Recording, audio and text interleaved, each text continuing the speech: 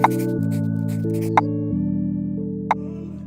Lee Flewitt, welcome to CamTalks. Thank you for having me. Thank you for being here. You are the first guest of the new series, I guess. Wow. Yeah, all on I feel Alderney. very privileged to be number one. Well, Was it a lottery, or did I just spring to your mind first as the most prominent?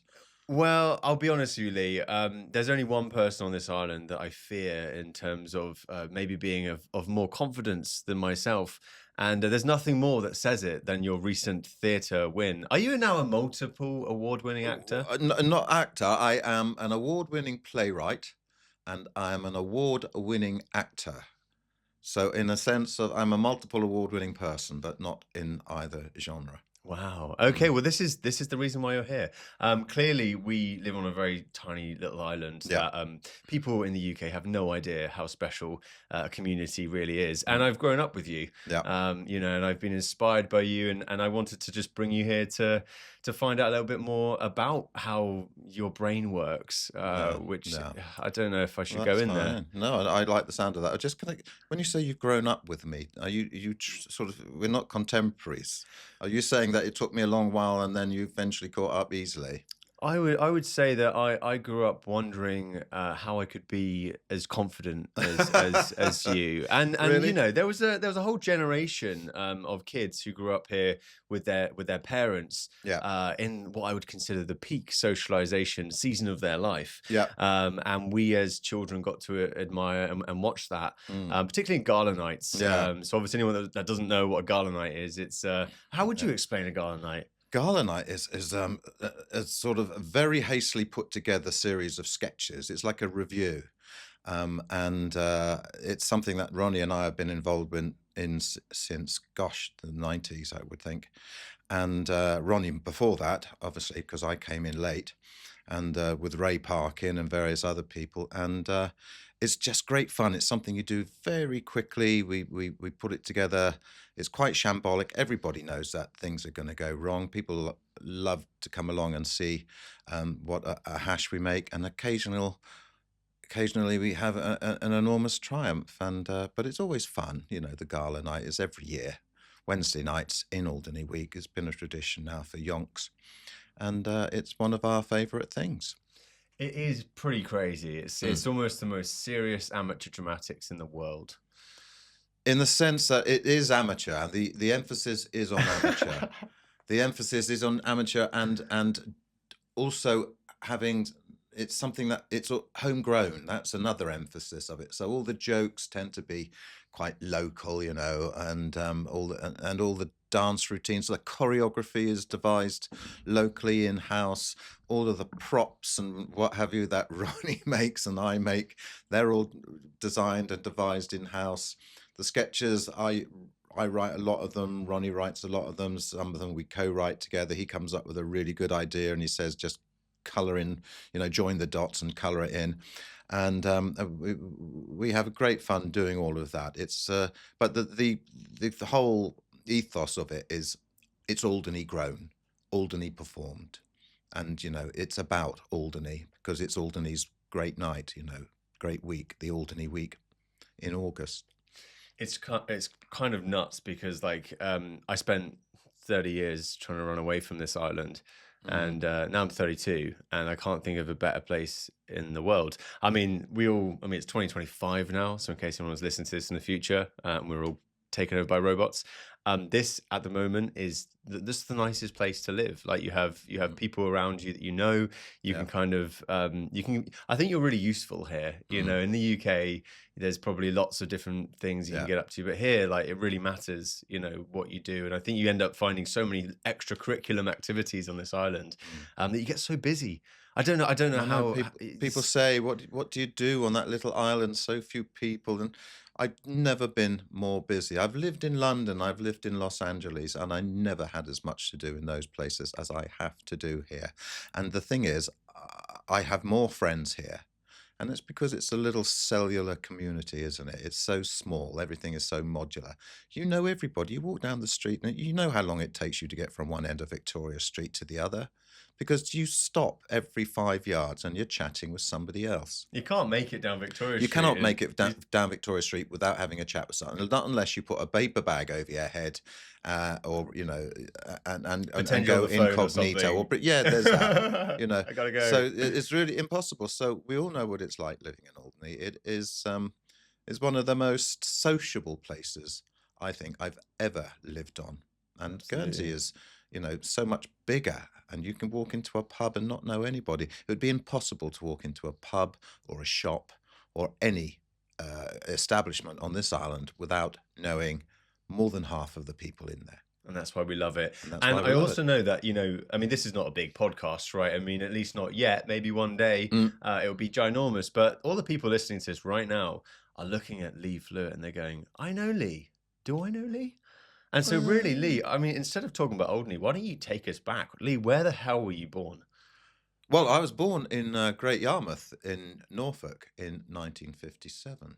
Interesting. And so as a young lad, your family, mum, dad, brother, sister? Mum and dad, they had a cafe, much frequented at the time by American servicemen who used to love our jukebox, and we used to have all the American music on the jukebox. Wow. And they used to come in because they had a base in Norfolk. They had air bases in Norfolk then. They probably still do. So we were, I was called Lee after Stagger Lee, apparently. Who the hell's that? It was someone in a song at the time, a rock and roll song. This is just after rock and roll came in. Rock and roll started in 1956, and I was born in 57, so it was relatively in its youth then. I always thought it might be, Jerry Lee Lewis or something, but no, it's Stagger Lee, which is appropriate considering how dyspraxic I am. And my brother Carl was named after Carl Marx? No, Carl. Carl is named after Carl somebody or other. He was a precursor to. He wrote a lot of Elvis Presley songs, but was a star in his own right. Carl Perkins. Carl Perkins, yeah, and that's why his name is spelt with a C rather than the Germanic K. So we've got American names. Yeah, and my sister's called Sherry. Sherry, I know, which was a big American name back then. No one was called Sherry in England then. I don't think I've ever met another Sherry. I thought she was named after the drink. Well, she probably was, but I think she was named for maybe Sherry Baby. But I mean, I think that came out later. But so there was the three of you then. Three of us then, and then later on Mark when we just before we came here, I think. Yeah. And so you grew up in Norfolk. Yeah. And you had a very musical background. Is this not particularly? No, we had the jukebox, but we left there when I was so young. I hardly remember it. We came here, and my parents they'd been to Guernsey, I think for a holiday from Norfolk. Left us behind. We were looked after, and back then I think you could do day trips to Alderney, like you could do day trips from Guernsey to Sark or Herm, and they used to do day trips to Alderney then, probably on an aeroplane. And they came over here and they saw this hotel up for sale at the bottom of Victoria Street, the Victoria Hotel, and they pretty much immediately fell in love with Alderney and the lifestyle and the quietude and everything that Alderney's got going for it. It had it then, much simpler place then, obviously, and they decided basically on a whim to buy this hotel there and then. Wow! So they had the Victoria. So yeah, we had the Victoria Hotel for going on 30 or 40 years. In one way or the other, it was my brother had it for a while, my sister had it for a while. When my parents died, well, my mother had it after my father died, and then she died, and then it all went between the four of us, and then Carl took it on, and and so we were there for years and years and years. It was some of the happiest days of my life spent in the basement of the Victoria Hotel, because we were so lucky There's a basement? There is a massive basement, which is the entire ground floor again, below ground. Really? And Wow. because my mum and dad wanted to rent out as many of the rooms as they could, they consigned us to the basement. But they made it a really lovely area to be in. The massive rooms. And because we were down there on our own, this is in the early 60s, don't bear in mind, we had our own television and our own, beds and obviously and furniture were down there. It was a living quarters, but we had our own television, which nowadays you take for granted that you've got a television in your bedroom. Hmm. But back then, that was something that you only saw on American TV. Yeah. You know what I mean? Where people had televisions in their bedrooms. So this is Wow. outrageous. And so we used The to have, fancy so we were, Flewitt. yeah, it was great. All the kids used to come over to our pad and watch television in our little area downstairs, And Mum was always shouting down the stairs, keep it down, got guests in. And we were always hollering. And that was our life down there for many years, many years. Yeah, and even before moving out, I was sleeping in the basement, because it was perfectly comfortable and it was quiet, out of the way. It's funny because I consider myself like a second generation immigrant to Alderney. Right. Like I see my mum and dad Yeah. as the settlers. Yeah. And so are you. So your parents were the reason why you came to this lovely island. Yeah, but I was 4 when I came here. Ah. I mean, all of my best memories are of being here. I've got some very early memories of being in Great Yarmouth, but no, most of my formative years were spent here. We used to Wow. occasionally go back to Norfolk because my father still had a business there, and we used to go back in the winter and school over until the spring, through the winter into the spring. Did that a few times, and had many friends in that side as well, who we used to love going back to see. But no, Alderney has always been the place. I have to ask you then. So what was Alderney like in the I guess the 70s? Is that when did you first start getting into trouble? That's what I want to know. Oh, crikey. Well, let me think. I would have been probably in my teens, so 70s, early 70s, I would have thought. Well, I lost the eye in the Explain UK. the eye. Well, this is like I mentioned before about going back and forth to the UK because my father had a business and we went over there one year for schooling and what have you, because we had a house over there as well. And we'd go to the local school. And this is in Galston, which is a little town annexed to Great Yarmouth almost. And we'd go and play on the beach, Galston Beach, which was quite a lovely long beach. It's like a pleasure beach, it's full of all your kiss me quick stalls and what have you. But we used to go in there winter and none of that was happening. Bit of a ghost town in the winter, actually, Galston.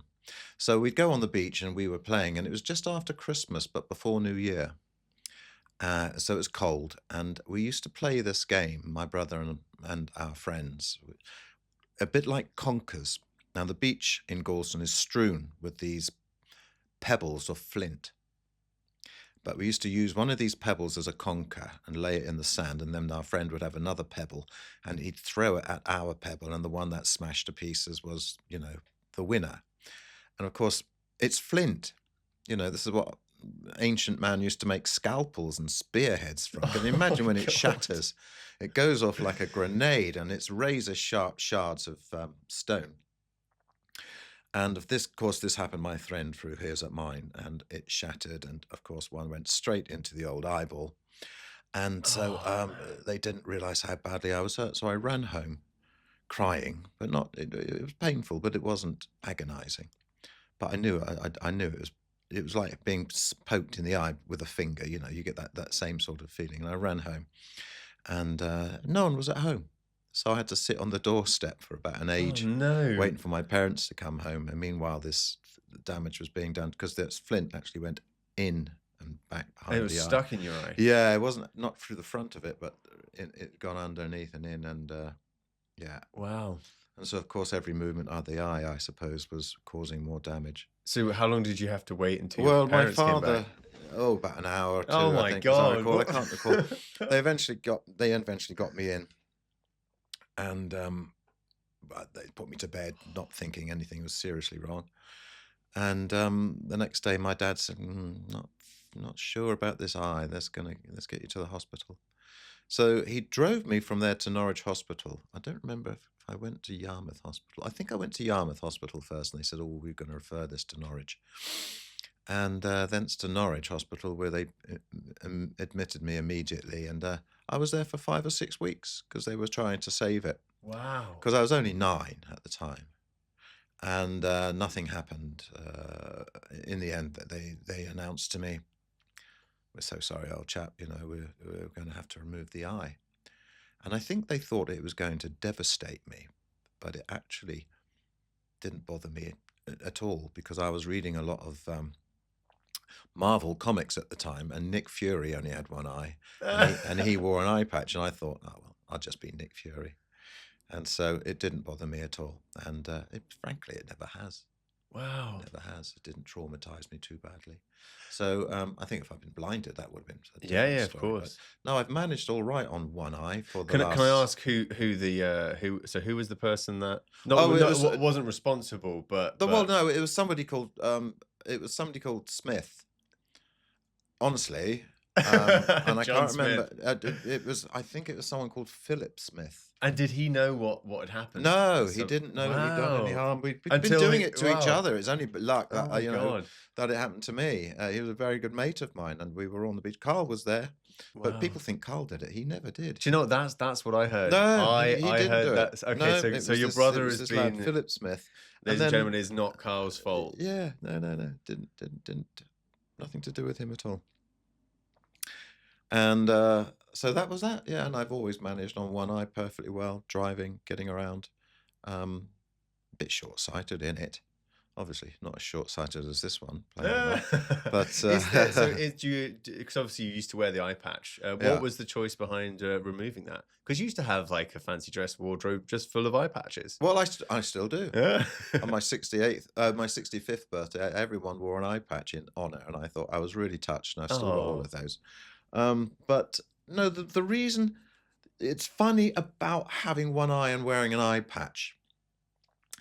If you've got one leg and you've got a crutch or an empty trouser leg, people give you fair dues, poor fellow. Okay, that's but they don't say get a move on, hop along, or anything like that. And if you've got one arm, they don't say, oh, you look harmless to a one arm. You wouldn't do that, would you? No, of course not. But people would actually drive past me in towns I'd never been to before. And this is what triggered it, really. This car drove past me. I was in Blackpool and stopped. And the driver wound down his window and shouted across the road, "Aye, aye, pirate," which I've heard millions of times, billions of times even. Who knows how many times I've heard that joke. But people seemed to think it was the most clever thing they'd ever heard said to someone with one eye. And it just seems to me that an eye patch attracts that kind of attention, a negative attention, a mockery. It attracts mockery, even though you've got a perfectly good reason to wear one. It attracts mockery. And I'd walk into pubs, clubs, anywhere. I'd be walking down the street and people would just say, aye, aye. Yeah, people are cruel, man. But it didn't bother me until I thought, I've had enough of this. I said, I don't really know why I'm wearing an eye patch now. It's not like that. It's disfiguring too badly. It's like no one would really care. I've seen people with one eye not wearing eye patches, and they look perfectly fine. And I think it was just years and years of wearing an eye patch, more than 30 years. I started wearing an eye patch in the 80s because I used to have a glass eye before that. Now, I would never wear a glass eye again because it's hideous. But mine was anyway, because it went cloudy, and that's basically why I started wearing the eye patch.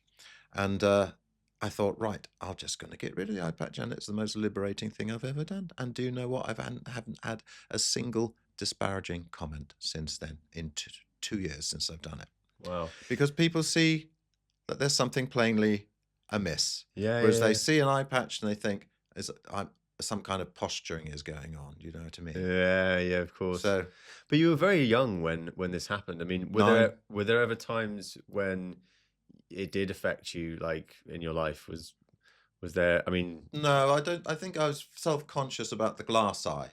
Right. Because it didn't move. It didn't look real. I used to see photographs of myself and think, Oh God, that bloody eye looks. Because I'd look like boss-eyed or cross-eyed, depending. Because it just sort of stared straight ahead, but it had slight mobility, but not as mobile as an ordinary eye, and it was beautifully made and everything. And I had it for blimey so many years. I had it. I lost it actually in the time I've been with Alex. So Where did you lose it? I lost it in a hotel in Jersey. Oh I think my it God. fell out of my wash bag, but I hadn't been wearing it. I hadn't been wearing it for years and years anyway, but I kept it as a keepsake. And I think it just fell out of my wash bag in a hotel in Jersey, and someone is probably the proud possessor of a porcelain eye. Oh my God. But it's not like a ball, Yeah. It's more like it was more sort of triangular shaped, and it was indented at the back so that the muscles would pick it up and move it around. And it would occasionally pop out in indiscreet moments. Drunken moments. Yeah, sometimes I just Wow. shake my head. Something I remember at the Bellevue Disco having a dance and shaking my head around a bit. I think I was doing the Grebo to Status Quo. I was like that, shaking my head, and it just rolled out of my head. And I had everyone on their hands and knees looking for it. Middle of the Status Quo song. Wow. So bloody inconvenient sometimes. But I love this though, because I mean, on one hand, it's a real important part of your body. Like your eyes, you have two of them, but then with one eye, you'd like to think that you see the world in a different way, but really you only see what's going on that way. You don't. You see. Well, there's that. I mean, I can't see my hand there. Whereas, so I've lost about a third of the scope of vision, because this eye, obviously, the eyes overlap like that, don't they? So I've lost about a third of my scope, and Alex is always doing silly things in front of our friends to, just that sort of thing. Do you know, to making silly gestures where she knows I can't see, that anybody else would normally see. Just messing around. Yeah, and my brother's terrible. He's always doing stuff like that, winding me up. I love it though, because growing up on Alderney, you've grown up with the same people. It's like, I wouldn't call it a prison. This isn't Alcatraz, but you can't really escape. No. And the people that you've grown up with, you must see them all the time. Well, no, though, not all of them are here. Not many of them are here. I mean, where have they gone? They found fame and fortune in other climes. Oh, bloody hell! Well, a lot of my contemporaries have gone. I mean, obviously, there's a few here. BJ, Anthony Webster, Jenny Rowley. You and Jenny grew up together? She was one of the first people we met. Wow. On the island, and we were one of the first people she met, because I think we moved here almost at the same time. Wow. So she's my sister's oldest friend. Incredible. But and this is the point. It's like, I don't think I'm ever going to stop coming to Alderney and knowing the people here. And I don't know how to explain it to people in the UK who are, travelers. They go around the place and whatever, and they've got all these amazing friends all around the world. Yeah. But actually, for me, there's something really nice about, like, you see someone every year all the time, and then there's one time that you're by the bonfire in a quarry party, and you have a great conversation, and then it's like, now we're mates. Like, we've known each other for this long time, but now we're mates. You couldn't really do that unless you were in that kind of confined spaces. So who else then? So I mean, Jenny, the McFarlanes, Ian and Kenny, Daryl Kenny, who died. I'm getting of an age now where a lot of my friends have passed away. So I hear about them now, and they're all passing away. And how old was he? Oh, he was 68. I'm 68, and I'm still lively. I've been painting and decorating today, and now some of them are actually carking it. So a lot of a lot of the people I know in Alderney are people from away. So it would be like the Hills and Jo Bartlett, as she was then, and now she's married to. But this is what we call grockles, right? The grockles, yeah. The summer crowd. The summer crowd. Where does the word grockle come from? It's from Cornwall, I think. Right. Yeah, it just means visitor. Visitor. But I think it can be used disparagingly. Yeah. But I don't necessarily see it as a disparaging term. I got given the official achievement of semi-grockle by the young local kids when I was growing up here. Right. And the initiation in order to become a semi-grockle was to be wedgied on the lamppost by the snooker club. Fantastic. What, the entire club? Well, like there's like a telegraph pole out there, and I don't know why, but weirdly, it's like when you're seeking like I don't know like acceptance from a group of people that you see all the time, and when you are a grok, when you come over here, you're like, yeah, I'll do that. Let's go, And so after that, every time these grockles came over, I was like, huh, what would it taken to be a full member of the elite? I think you'd have had to grow up here and live here full Go time. out with one of their sisters. You got to remember that I grew up in the UK, but obviously my parents absolutely loved this place. Yeah, so they came over here all the bloody time. I know, I remember it really well. They were back and forth. I used to really look forward to seeing them, but now that they're here, it's well, they're locals now, I guess you could call them. In a way, I think once a grockle, always a grockle. I'd like to try and keep. The thing is, Ronnie has carved such a niche for himself since he's been coming here, because he's been coming here since the 70s, hasn't he? And he got roped into Alderney through Ray Parkin, who was the king of Alderney, let's be honest. Never mind all your presidents and this, that, and the other, or your CEOs. The king of Alderney was Ray Parkin, and always was. And once you've been roped into doing something for Ray, you're pretty much established, and Ronnie just kept going back for more. It's like he couldn't get enough of it. And then, of course, he became Ray, and he's sort of taken on the mantle. He's almost like the king of Alderney himself now. Wow. I mean, I would love to know more about my dad in the 70s.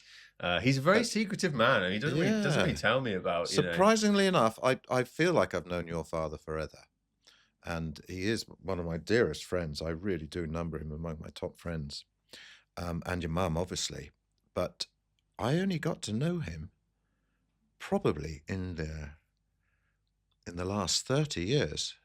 I thought you were going to say 3 years. Mate, No. 30 years is ages. I'm only 32. I know, but but he's been around. But 20 years before that, he was coming and going, and he tells me stories about people who I never knew, but he knew really well. He used to hang out with a whole different crowd to me, because I mean, there's about 12 years, I think, between us, 11 or 12 years. Yeah, you are one of the younger ones. I'm one of the younger ones, yeah. But now, of course, we've grown together and become really close. I mean, the very first contact I had with your father was he was on the Buttes doing his Ronnie's night.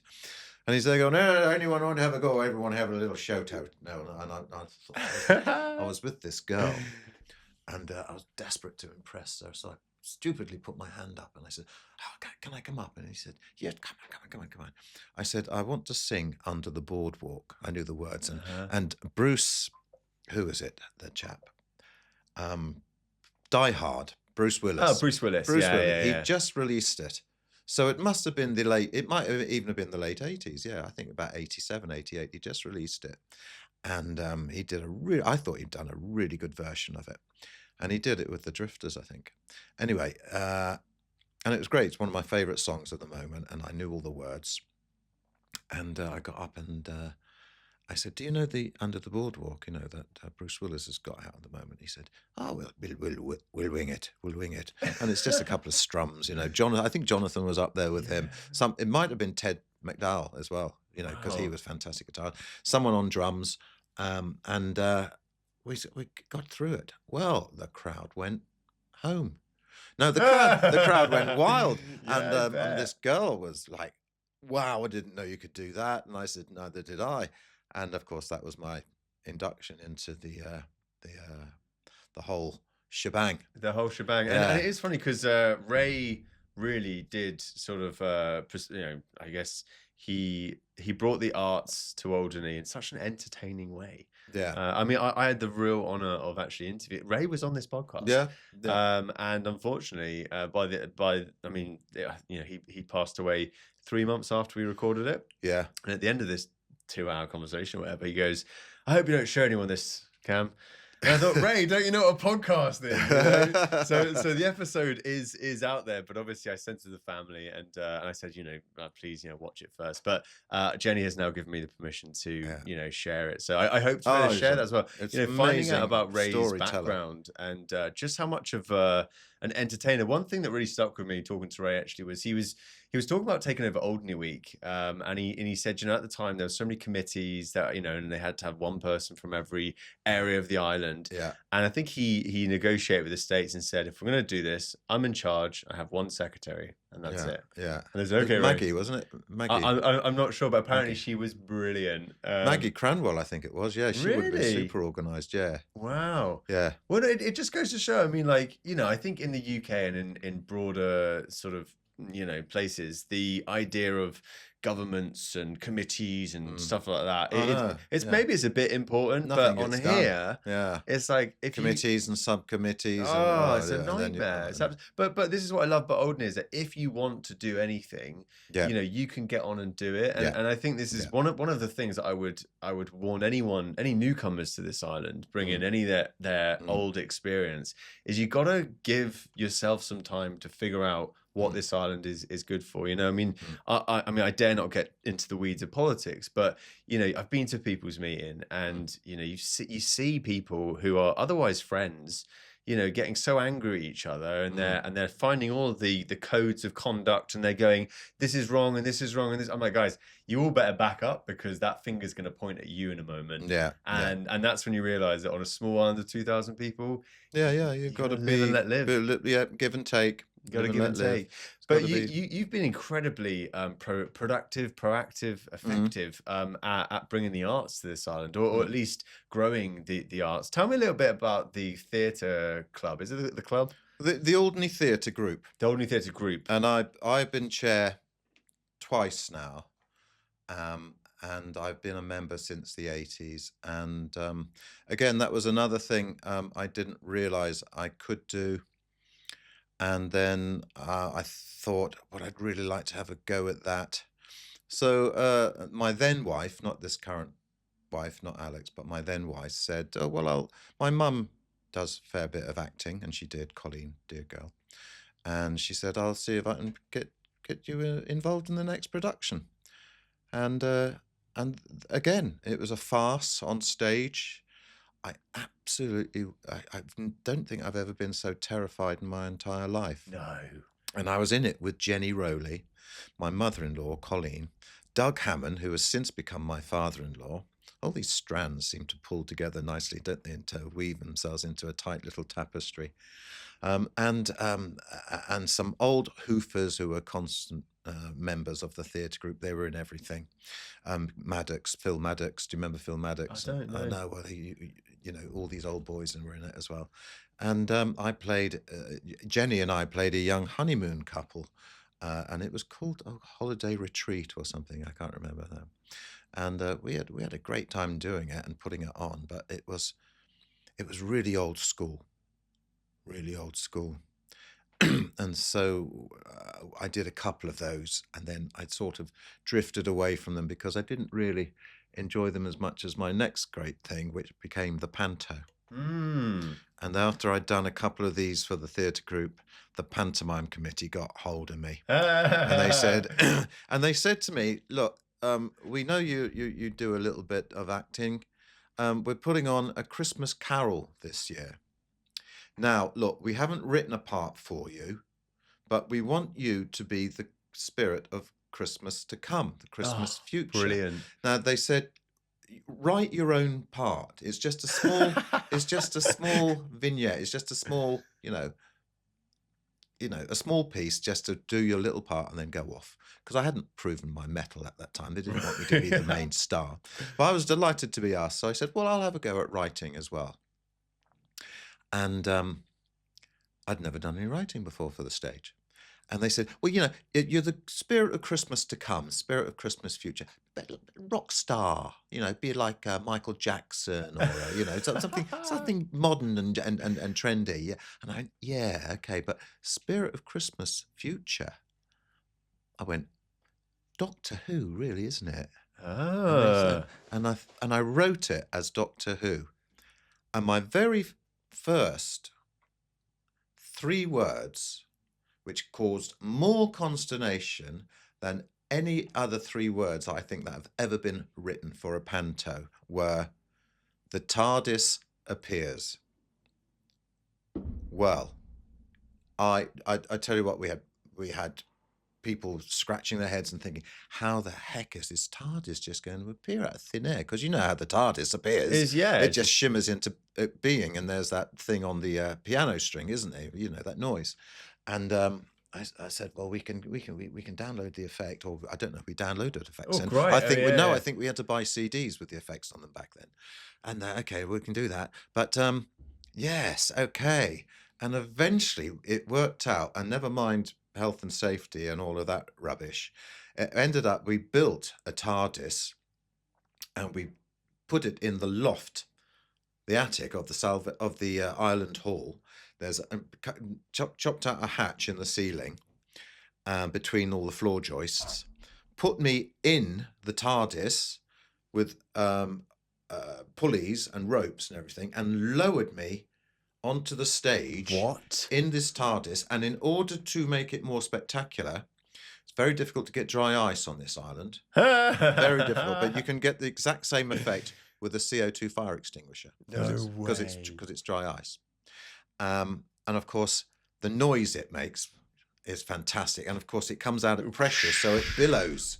Well, no one was expecting it. It came down. There was a blue light flashing around, so strobing through the gas going everywhere, and it just literally, the place went Oh my God. absolutely balmy. Yeah. And then I stepped out, and we used to have these parking discs that you had to put on your car to stop the traffic warden giving you a ticket. A little bit like what we got now, but yeah. and I had mine. I had a bit of Velcro on the back of it, and I slapped it. The parking warden was called George Poltridge, and I got out, came out and dressed all as John Pertwee, the cape and a big fedora hat and all in black, frilly shirt, you know, and everything. I jumped out the TARDIS, closed the door behind me, and I slapped this parking disc on the side of the TARDIS, and I said, "Well, that should keep George happy." And they all howled laughter. Well, do you know, that was.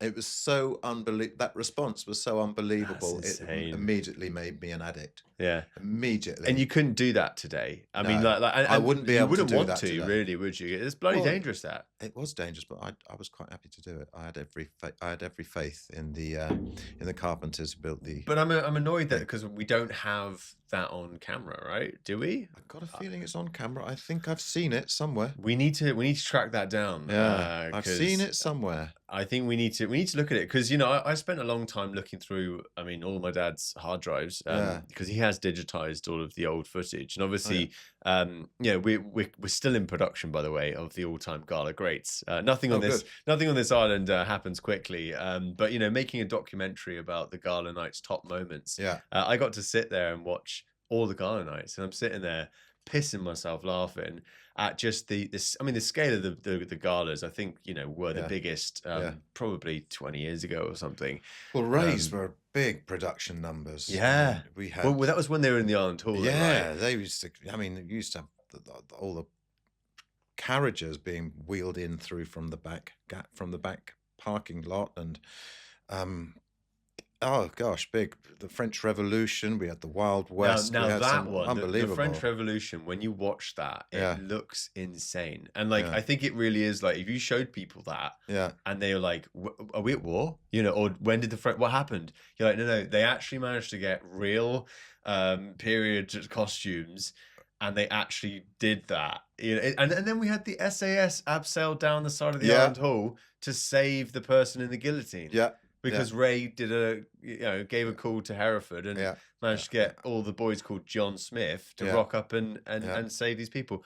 Unbelievable. Yeah. And that's why this. Do you know? I think I've got a feeling that that was the year the costumes, which we'd ordered from the UK, arrived on an aeroplane about an hour before we were due to go on stage. I love that. We had no costumes except.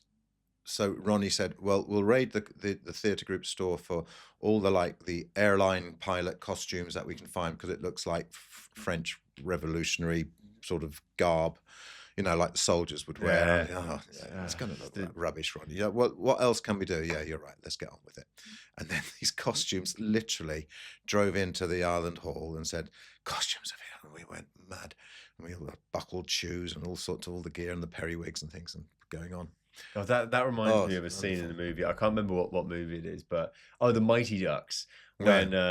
Towards the end of the movie, they're like, "I got you new shirts," and it's like, really, it's like, got you all new equipment. You're like, "Yeah, let's go do it," because like that level of production Yeah. made me watching the videos of that, which the videos are shot on like Yeah. very old cameras, Yeah. and I'm thinking, how the hell did they do this? Mm. Not only was it incredible costume and the performances, and then you got these guys just abseiling down the side of a Yeah. building, Yeah.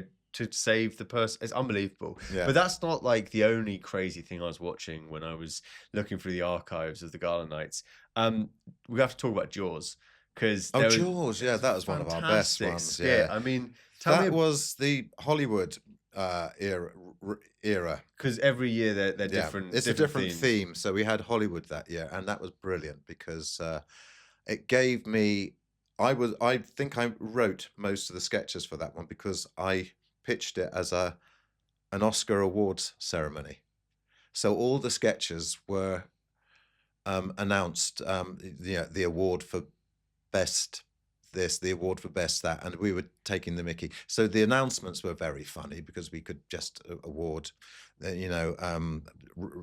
Colin Murphy, the best who gets an award for a tan for all seasons, you know what I mean, instead of a man for all seasons. So we were taking the mickey out of all the locals, and then at the Oscars, they do that, and then they show a clip from the film. So we were showing clips from great films, but we were enacting them on stage. I think we did Ben-Hur. That was amazing. The chariot race on that little stage, and I'm thrashing away at Bill Walden. He's driving the other chariot, and he's thrashing away at me, and they're all made of polystyrene, right? And he's falling to pieces. And apparently, I was half naked at one point. I hadn't realised, but my mother-in-law to be said, it was too much, a little bit too much scene of you. The thing that I notice this now, because obviously we don't have the Alderney Blowers anymore. No, that is a tragedy. And there's just something like having a full orchestra play next to the acting on stage is actually just the most amazing thing you've ever seen, because they're amazing, and they're kind of like looking at you guys thinking, right. And we'd rehearse it once in the morning. We'd rehearse it once with them, and then they'd come and do it in the evening. And they were brilliant, the Blowers. I mean, they would dress up in themed clothing, and they'd sit there, all weathers, and they would play. I mean, it gets pretty cold on the Buttes. Oh yeah, even in August, there's always this prevailing wind coming from the west, which is always blowing through the northwest, and it's always blowing through, and it gets pretty chilly up there. But they'd sit there just patiently watching us, scratching their heads, laughing their heads off, because they used to be their favorite gig of the year. Those kids, they used to love it. They'd bring all their children with them, and they'd camp out up at the Buttes, or sometimes at the Island Hall, sometimes at the school, sometimes literally at the campsite, wherever they could find place. Ronnie put them last in what had been the care home in the Connaught Square. Yeah, of course. And sadly they don't come anymore. But they were a magnificent bunch of people. It's a shame, really. I mean, why? I know why it doesn't happen anymore. It's just time moves on. But do we want to bring it back to that scale? If we could bring it back, I would love it, because they used to contribute so much. I mean, it was just they were. You'd think Alderney Week, you'd think the Blowers, and they used to be at everything, and they'd be playing, and then they'd do a fantastic concert in the church, which was stuff that you wouldn't normally hear. I was always crying at that concert. Beautiful, absolutely beautiful. And the acoustics in the church are so gorgeous, and they'd all be dressed beautifully in their DJs and finery and playing absolutely, because they're all magnificent musicians. They're all members of proper professional brass bands. And now they're kids. I mean, a lot of their kids are absolutely killing it. Well, some of their kids were in the Blowers towards the end. Were actually playing in among the Blowers, and were carrying on the next generation. But they're all from places like Redbridge and up north, and various places around near and about London. They all play in proper, well-known brass bands. The Redbridge brass band is well, maybe if any of the Blowers are listening right now, you need to tell us what we need to do in order to get you back here. It is. I know every year your old man used to bring them over, and he had conniptions, because it's bad enough with the airline as it is now. Can you imagine what it was like? You know, it was better then, I must say. The airline seemed to be, the more flights, or I don't know, they just seemed to make more of an effort to come in. Maybe they were just using the right airplanes, but it was always problematic. Sometimes they come in on a boat. Sometimes they come from the UK on a boat. The instruments had to be shipped separately because some of them were like tubas, and They're giant instruments. they're Some of them. massive. Some of the And the instruments that they played. drums. James used to be on the drums. Timpani, Yeah. and all of that. And so it was a nightmare getting them here, and then a nightmare getting them. And the worst thing was finding places for them to stay, because if there's 20 of them and they got their kids with them, Yeah. you've got to be, you've got to say, well, there are children here. We can't have. There's got to be this sort of separation. There was less of this.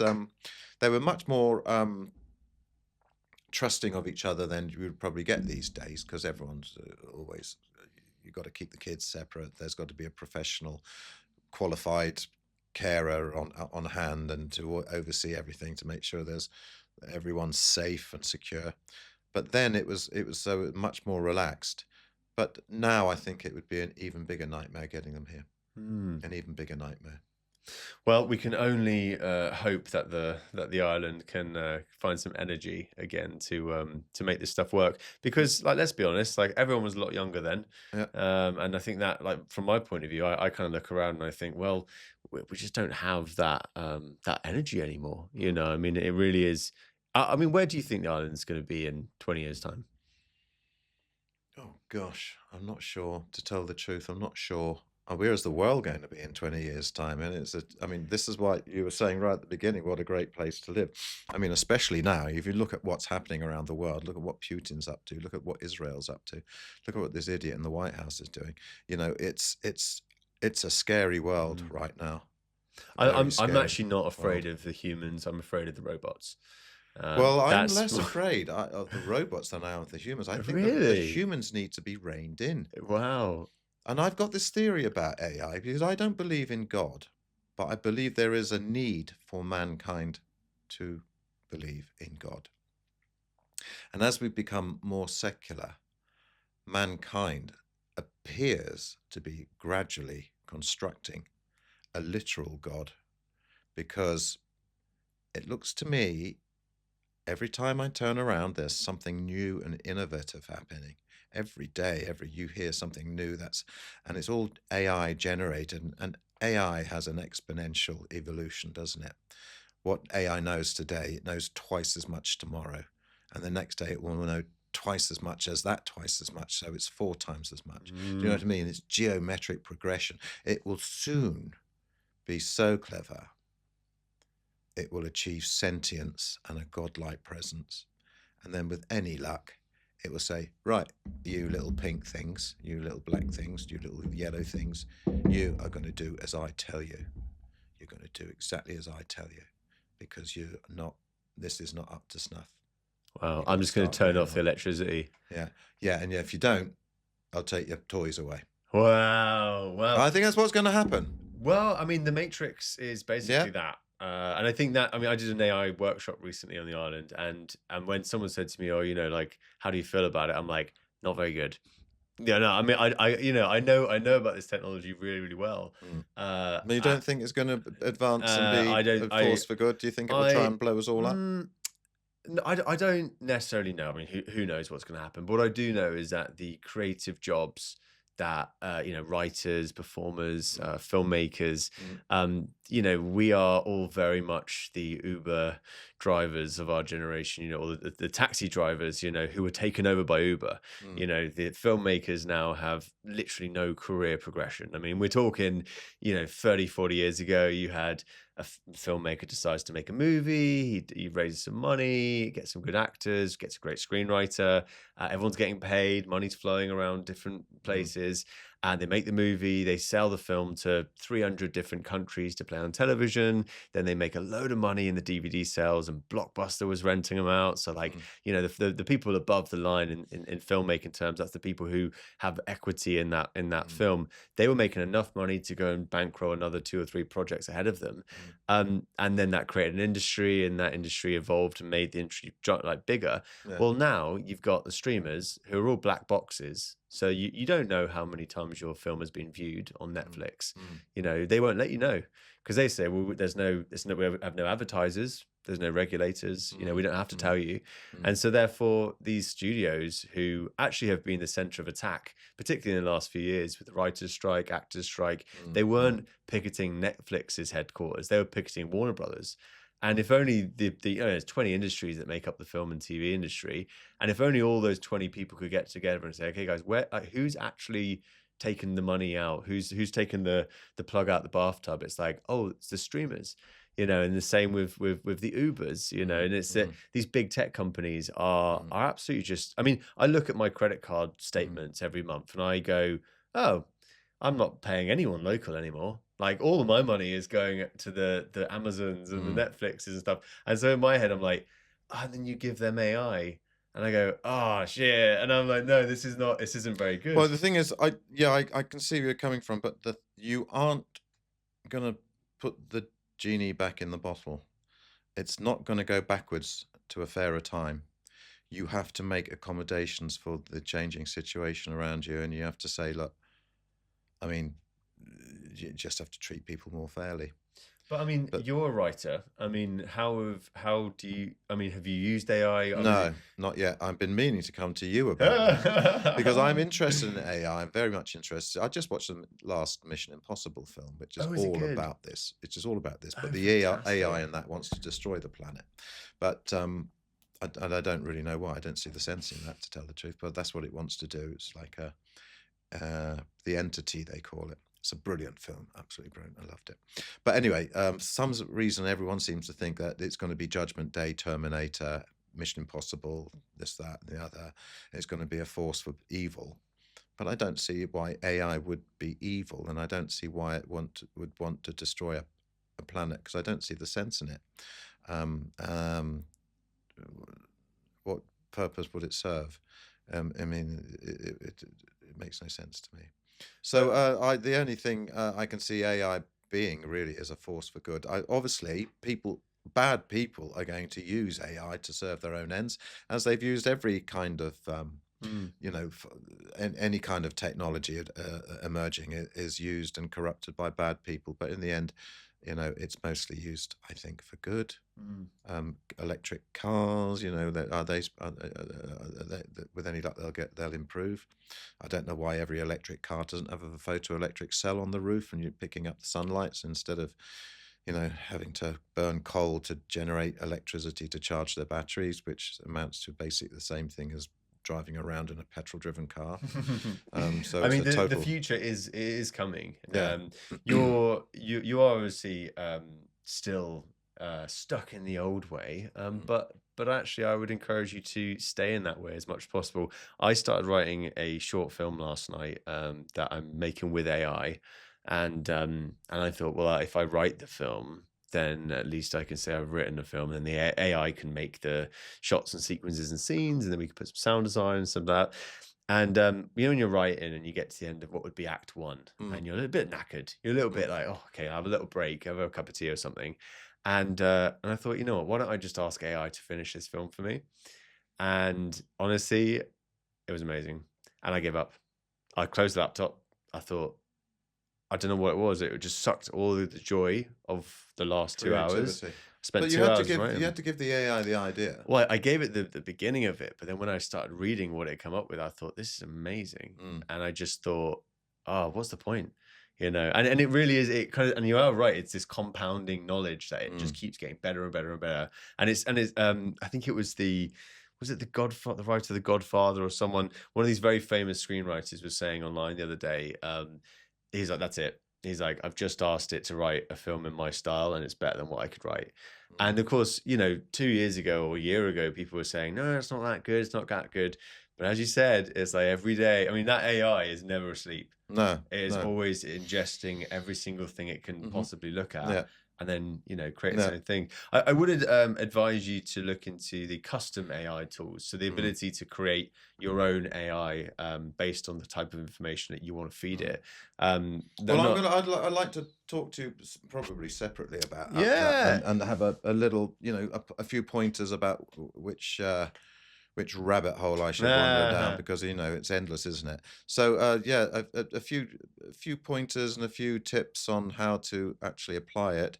I mean, I've typed things into Chat GPT and said, turn this into a story in the style. I wrote a story and I said, rewrite this in the style of Stephen King, because it was like a Stephen King-y type of story. Yeah. So I'd written it, and it came back, and I could see certain parts of it which were Stephen King-ish, Right. that it came back with, but I wasn't convinced I would never have been convinced it was Stephen King. No. Because because it wasn't as good as Stephen King. And it also doesn't know the audience. Like, it's right now it's working on this mostly a US based audience. Yeah. So it's very culturally, it doesn't understand that sort of that nuance about it.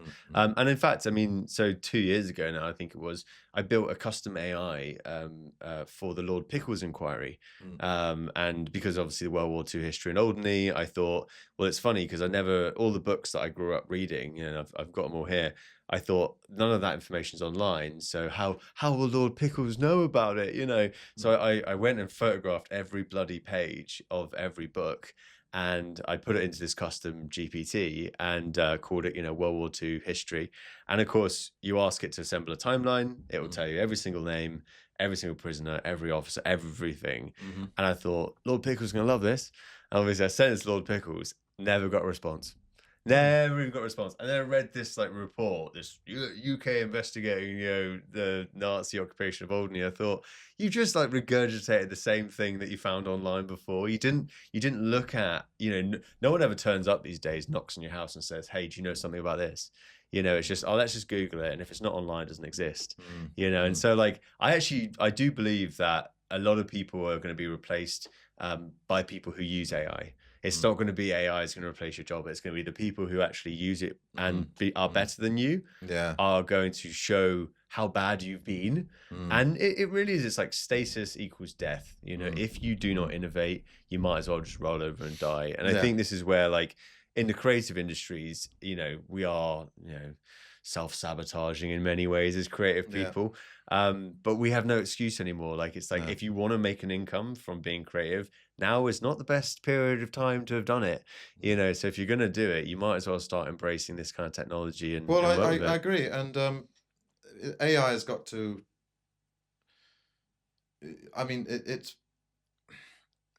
what does AI do if it gives, if you say to an AI, finish this story for me, as you did it surprise you with the way the story developed and ended? Did it come up with a fantastic twist? Or did it, or is it trope laden as it, because it's only got established plot devices to mine, hasn't it? So does it actually create something new? Absolutely. Yeah, and it's only as trope laden as we are. Exactly. We are completely. I don't believe there's been any original thought since the chimpanzee created a fire. I think that was the last time that any original thing has actually happened. I think ever since then we've just followed people and copied people. And I do think that storytelling is such a wonderful tool. And there's a wonderful book called Into the Woods, which is all about how stories were actually really important for communities to evolve. And if someone had been eaten by a saber-toothed tiger, it was really important that someone came back and said, hey, look, it was this big cat-like thing with big teeth, and they have to be a great storyteller. So we have always grown up with this kind of idea of stories. And so for us to give that to the machines now, and the machines go, 1 second, let me just go and read every book that's ever been written. Let me go and read every screenplay that's ever been written. They're going to make some music, shall I? And it comes back and it's like, actually, that's really, really good. And I do also think that, again, sort of going back to this idea of great artists are never the myth that people give them credit for. Like I love the idea of Mozart being this like young guy who just didn't care, you know. But it's like I know about mentors, I know about, you know, people who give you a hand to get to where you are, and I also know what it feels like when people go, "God, you're amazing." You know, I mean, half of my videos, people come up to me and say, "Oh, watch that video," and little do they know that I've been like copying another YouTuber for like years, who I think is my, you know, the person I go to. But these people come up to me now and say, "You're amazing," you know.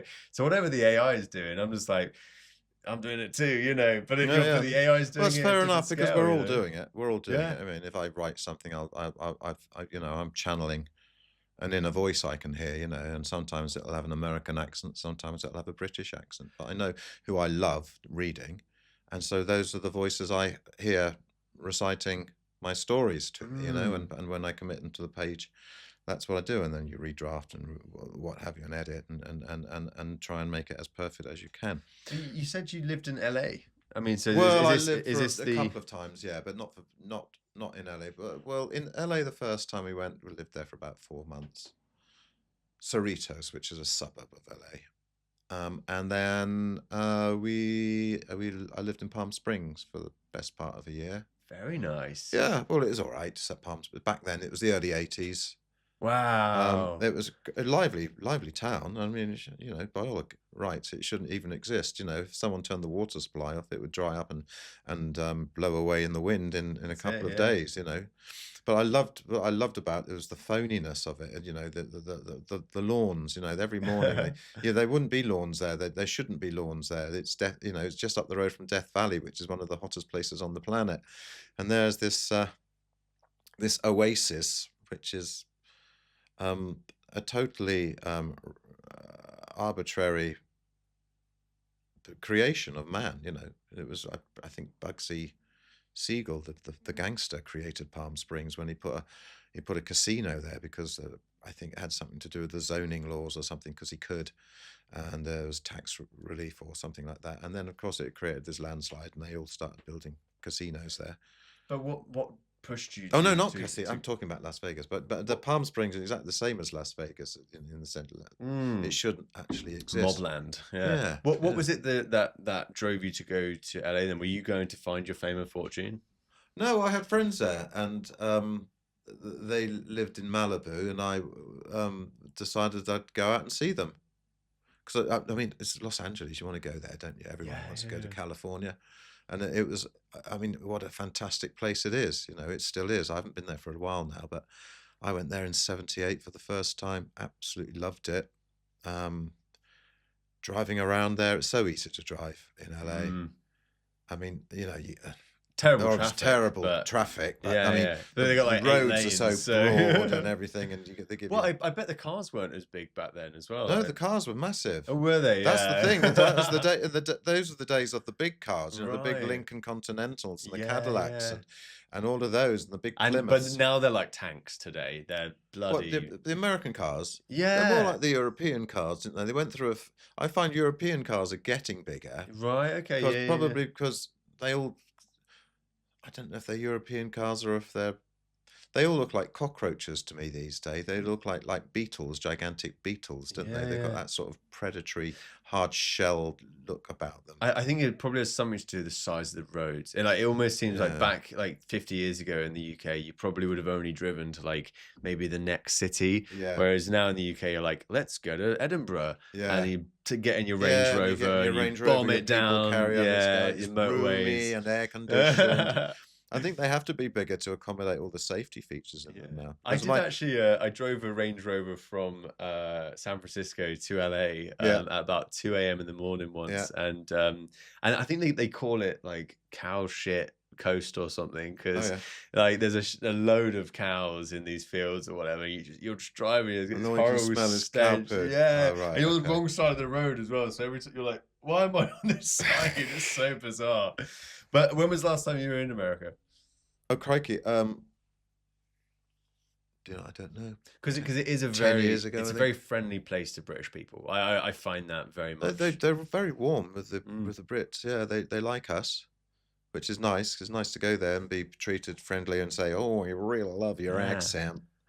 And it's funny when I come back problem. Everyone speaks like this. Yeah, well, and that's the other thing that I find bizarre. When you do come back and you suddenly hear people talking in the British accent, you're like, oh, I'm not special anymore. Yeah. At least that's why I fuck. So I've lived in the States, and coming back and then being in a supermarket, you get this kind of weird, oh, what's happened? This inertia of kind of like, it is. It's a good word for it as well. Yeah, you're absolutely right. I after living there for a few months, and you come back and everybody sounds like, well, various versions of you or the people that you've been with in America who were British, and you suddenly realise, I'm just ordinary person. I'm just me. Me. There's a musical, I'm sure, in there somewhere. Yeah. Have you ever written a musical? Because you are very I musical. have written. I've always wanted to write a musical, and we've just done this theatre group thing with the One Act Play Festival. Oh God! But bring us back to this. Yeah, well, no one's done a musical, except I think for the kids. But we never got to see theirs. Some of theirs were musical, but it would probably be pre-written songs for a musical stage play. So I wanted to write original songs and put them in an original stage play. And I've had various ideas, but after this success, I thought, well, I'll do it. Let's see if a musical would go down next year. Because I do write music and I do write songs as well as plays and novels. And so I thought maybe I'd have a go at it. So that's something I'm thinking about. A little bit like Ray, and his Island Story. I mean, that was amazing. That he just, I know some of the songs in that were really strong. Really strong, and they would have graced any musical, proper musical. They were really good, and his lyrics were funny and poignant. The tunes were catchy, and it was an amazing achievement. And I thought I'd like to do something like that before I go. I feel like it was Ray's like Magnus opus. It was really his like swan honestly, song. Putting it on, it's amazing. What they did was magnificent, and just take us back then, because you have recently been to Guernsey for a theatre competition. Yep. And tell us about that. Tell us about anger management, and then just, what happened? Because it seems like you may have got yourself a gong. We got a couple of gongs this time, but it all kicked off last year. Now, Guernsey do this one-act play festival, and they've been doing it for 75 years now. And all the time I've lived in Alderney and been a member of the theatre group, I've never heard of it. And they've been doing it for 75 years. And we've never actually been, I can't recall in my tenure ever being asked to take our group over to this festival. But someone mentioned it in 2023, and they said, shall we have a go? And I said, well, I think we'd love to have a go. I said, I've got a play in my head I want to write. It give me a great incentive to get it finished. If it's a short play, because the One Act Play Festival has got to be a short play between 20 minutes and an hour long. So I wrote this play, and it was called Awake. And I said, let's put this one in. I got a crew, got a cast. We performed it on Alderney to fantastic response, I must say. The people in Alderney loved it. And then it's a play about a dead person who is actually awake at his own wake, hence the title, Awake. Is it awake or is it awake? Oh. He's awake during his wake. And so he can hear what people are saying about him after he's dead. And he hasn't been, But, we tend to lionize, don't we? Make saints out of the dead. But, they're no better people than we ever were just for being dead. And so it sort of highlights a lot of his faults, his shortcomings. He's an alcoholic. He wasn't nice to his wife. He wasn't nice to his sister's girlfriend. He was a failed actor. It's almost autobiographical, you could say. Just beat you to that one. But obviously, it wasn't about me, because I'm not as desperately bad as he is. But he was a human being. The play was redemptive. It was about But you also starred in it as well, right? I starred. So really, this is about you. Yeah. Well, I starred in it as well, but I had my wife played my wife, and my friends were in it, and we did really well in Alderney, and we thought we'll take it down to Guernsey for the first time into this competition. First time ever in this competition. Wow. and we put it on the second to last night last year, and the last night they do the judging, and it's quite in depth, the judging that they do. And that's actually part of the evening. The audience sits there and listens to why the the judge or the invigilator or whatever you call him is giving this play the awards the points he's giving it. So it's a proper competition like the Olympics. You're judged on the various aspects of your craft, your sport. And so we got award the best original script, which was me, basically, because I wrote it. We got best direction, which was Charlotte, my dear friend Charlotte. And we got a special award, which was like a runner-up award for the play deemed second to the winner. The winner was a Samuel Beckett, so I didn't feel too bad about losing to such a prominent playwright as Samuel Beckett.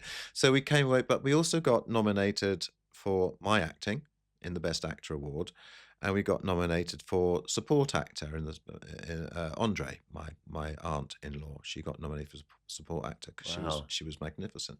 Yeah. They didn't win those, but we got 5 nominations and came away with 3 cups.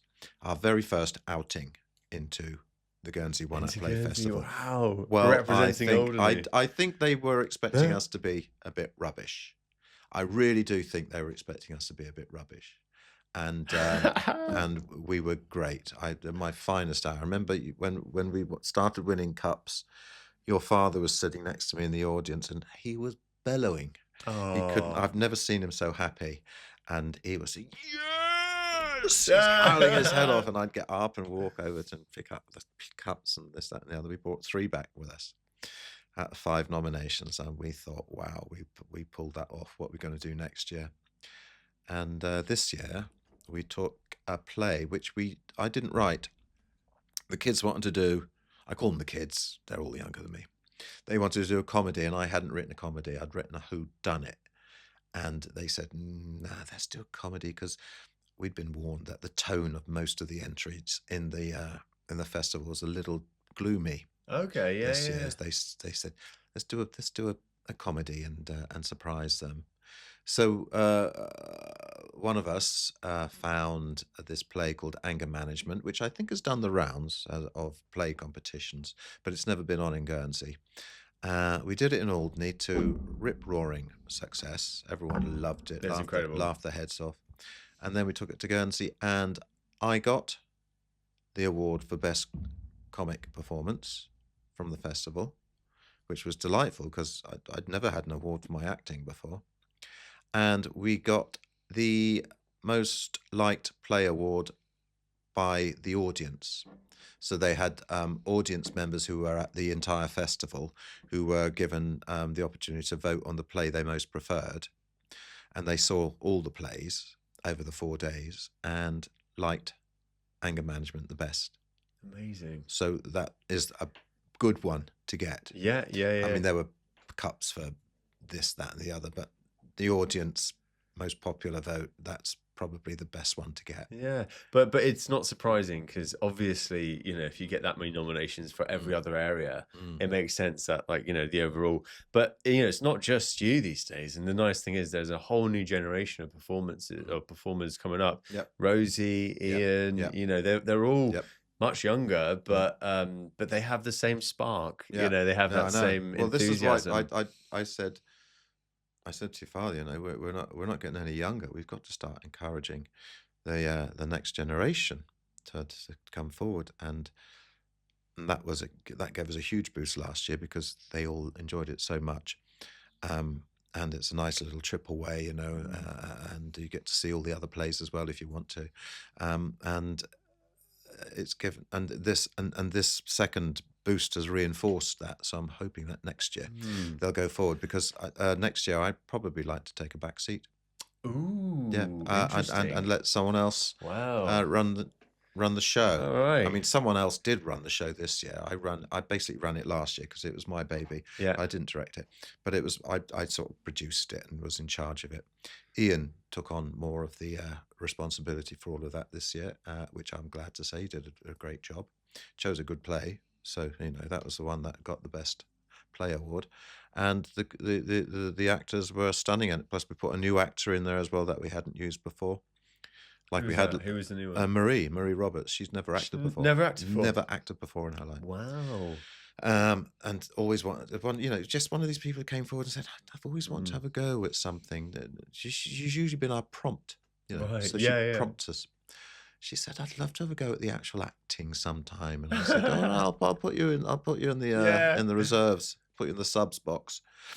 And I was going to go with the same crew again this year as last year because it was, it worked so well. And then my wife had to drop out for personal reasons that had to do with family health. And we said, well, who are we going to get to fill her spot? And I said, well, Maria has always wanted to have a go. Let's get her. Stick her on the stage. Yeah. And how did she do? I mean, did you have to pull that, spirit out of her? Yeah. All of us had to have that.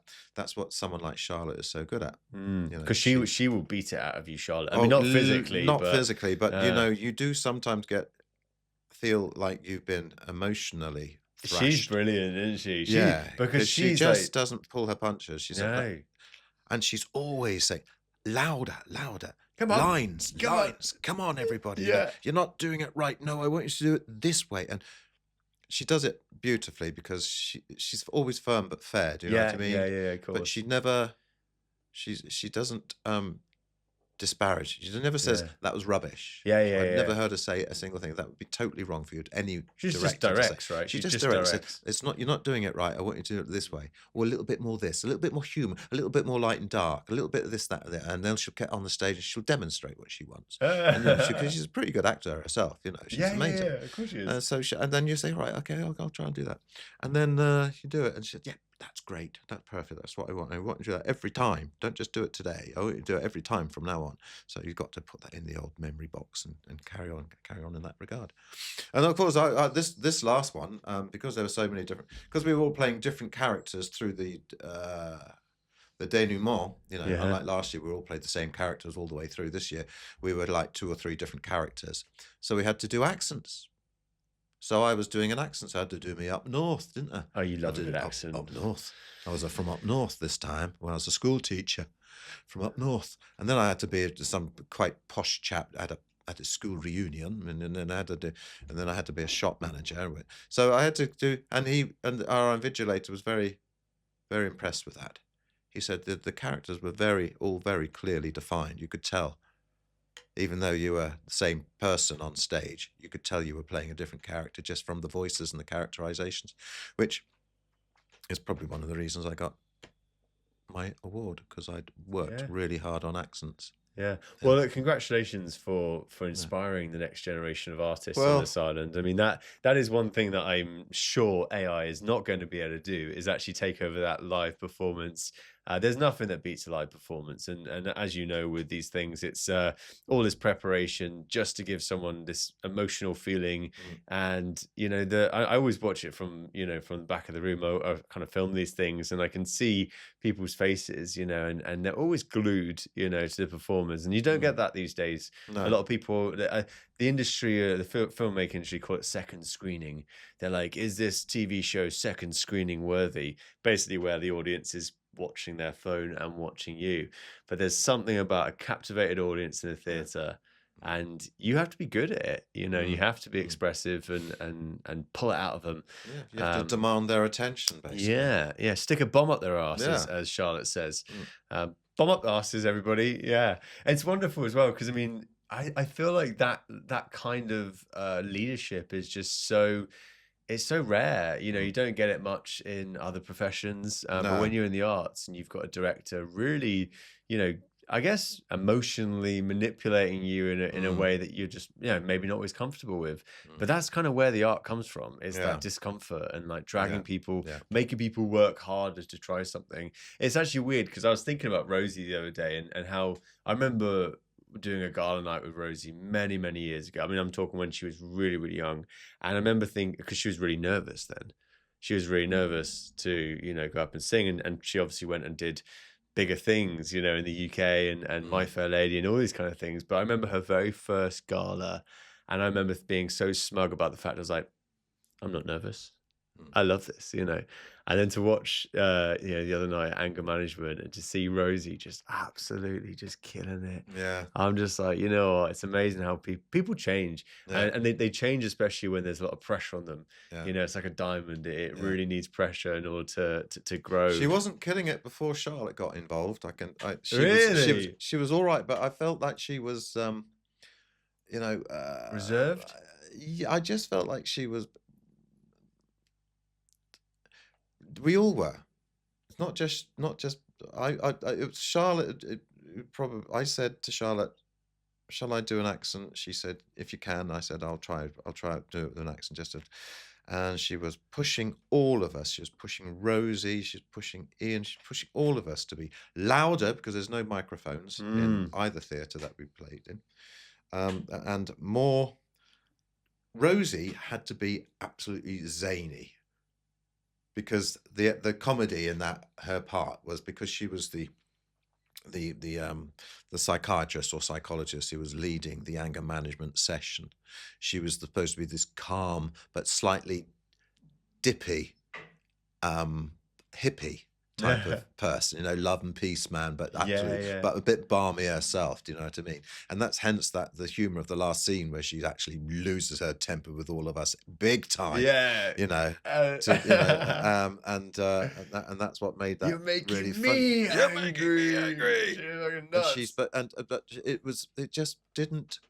It wasn't communicating. She wasn't over the top enough, and Charlotte just kept bringing her up over the top, more Rosie, and eventually she got there and she was magnificent, I must say. She's brilliant. But then we saw her in The Vicar of Dibley, and we saw she just pulled that the utterly bustly thing. That was, oh my God, that was unbelievable. And she was like in the room. Yeah. Yeah. Lucy's also come out of her shell. She's amazing. I mean, she is fantastic. I rate her really highly. She got a nomination for Best Actor. She did. Yeah, so Amazing. She was well chuffed and well deserved as well, I think. Yeah. But I've always rated Lucy. I've always thought she's a great all-rounder. She can really sing nicely. Really? She's a fabulous singer. And she's, she's what has she sung? I haven't heard presence her on singing before. Well, we did Beauty and the Beast. I never saw that. It was a panto. When was that? Sleeping Beauty and the Beast. We did it 4 or 5 about years 7 ago? or 8 years ago. 7 or 8 years ago. Jeez. Before COVID, I think. And Wow. she was Belle. And she opened the whole show singing, I never knew that. the theme from Beauty and the Beast. And here is Bugsy with his fishy fingers. He really thinks he is the best. I love that. So it's what you do. You rewrite all the old songs with new lyrics. And she sang it really well. Sleeping Beauty and the Beast, a mashup between Sleeping Beauty and Beauty and the Beast. And it was a great idea for a title, so we had to make the panto. She was magnificent in that. She carried it, I thought. Yeah. I love it. Well, look, Lee, I mean, I think there's plenty more performances to pull out of you. Yeah. Would you ever consider making a movie? Yeah, of course. Interesting. Yeah, if you want to make one?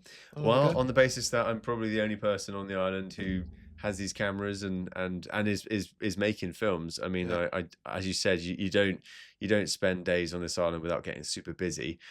So I have a load of videos in the works, but I am actually working on an AI film at the moment. I'm just testing this software to figure out whether or not I can make a World War II film about Alderney, and whether I don't have to spend £100 million to make it. So maybe we'll have that conversation later on. But is there anything else you want to talk about? We'll wrap up in a moment. I'm sure our audience has finished their dog walk or whatever they're currently doing. Really? Yeah, that's a long walk. How long have we been sitting here doing this? I don't even know.